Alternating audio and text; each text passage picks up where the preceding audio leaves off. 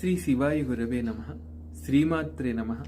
సౌందర్యలహరిలోని 31వ శ్లోకం.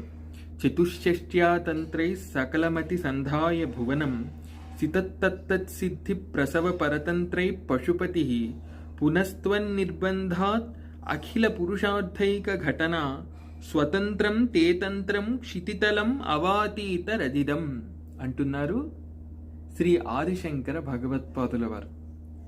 అమ్మా, సకల జీవులను పాలించే పశుపతి జీవులను ఉద్ధరించటానికై 64 మహాతంత్రాలను సృజించి అందరికీ అందించారు.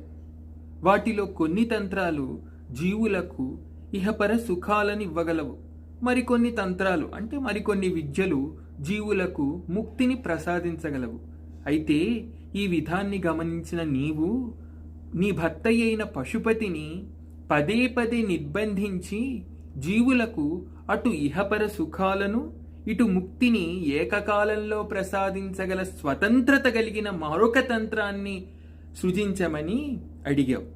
నీవడిగిన పిమ్మట ఆయన నీ తంత్రమైన శ్రీ విద్యను మాకందరికీ ప్రసాదించారు. లోకానికి ప్రసాదించి మమ్మల్నందరినీ తరింపజేయగల ఒక మహామార్గాన్ని ఏర్పరిచారు. శ్రీమాత్రే నమః. శ్రీ శివాయ గురవే నమః.